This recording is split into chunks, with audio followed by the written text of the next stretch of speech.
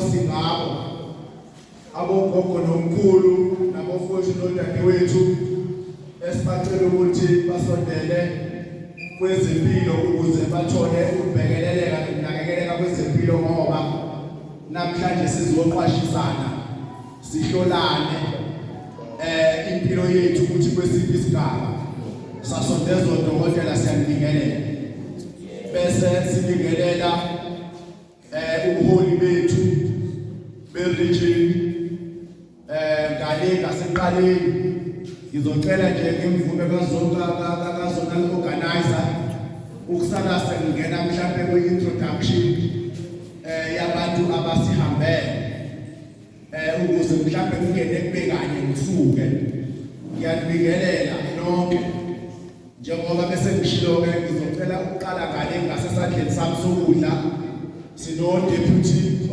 organizer we-region uPhilip uyiko-10 sicela usukume baba bakhona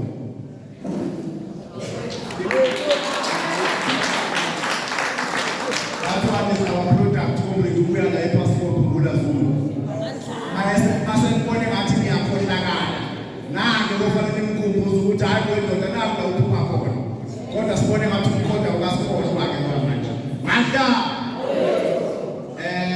olandelayo ngakwesomnxele sakhe okwezokudla sami kube ukhomanda uShelembe o-deputy fundraiser okay pasa mkonto pasa pasiphofu ngula zonqina ole msholo zisikole lethi new country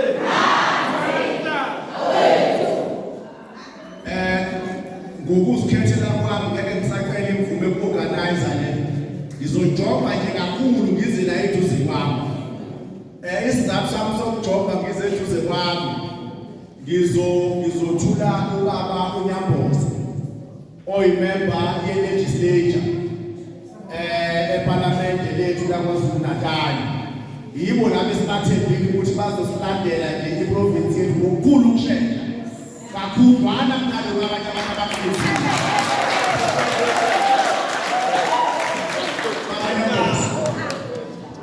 Amandla. Phambili o-18 phambili. Phambili MK Medics phambili.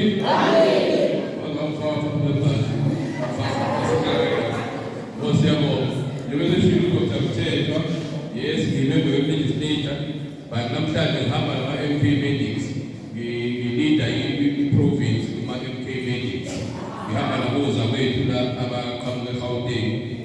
Dr. Chauke, co-founder MK Medics. And then Dr. Miena, and then Dr. Twala, Dr. Munch, and then Stephen Ondora, who is somebody province who HIV research.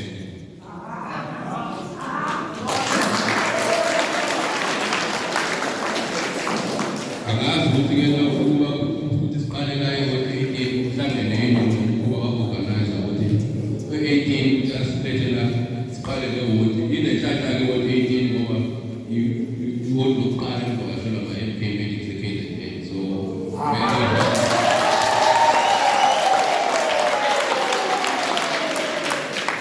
MK Medics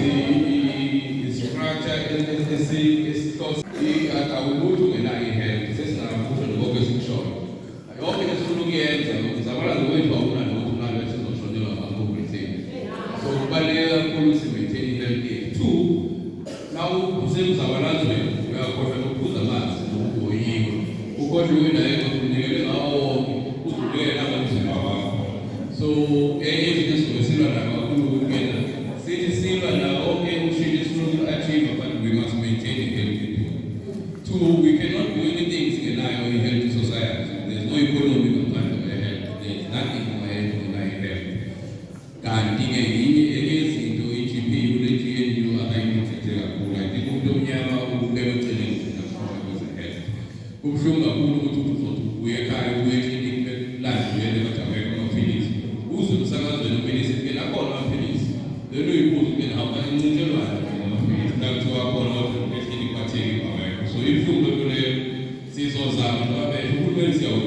ukubona isizwe siyadinga uhulumeni kulungiswe ikakhulu kwezempilo because akudala impilo yomuntu iyona personal akafani nezinye nawungizithi imali zohamba ngayiboleka but nawungizithi impilo yami uzoyithatha so sizoyibela kakhulu indaba yempilo enye izinto esizenzayo namhlanje kwasila inhloso yethu sikwazi ukuscreena as much as everyone I think we would have put Pumalama as a because if we as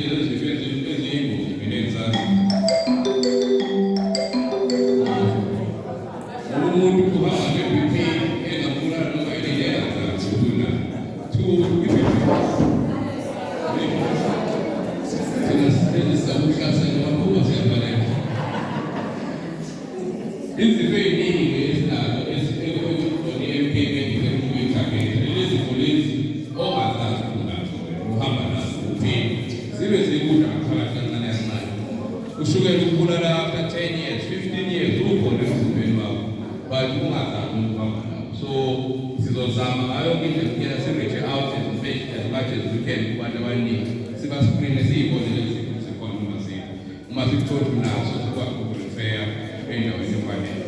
So namhlanje sizohleleka sibheka ucoordinator wezone asitshengise indawo esebenzela kuzo then sikwazi ukungena siyenze program leyo ihambeka. Sizoyirolla out across KZN the program. Namhlanje masila sizosihlela kukhalenda yonyaka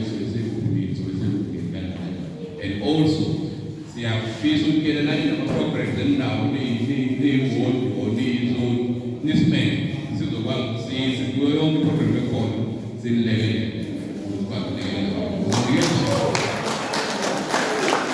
ukulekelela naye asinike background ye-MKMX nenhloso yethu then bese sikwazi ukubhala nge-program yethu.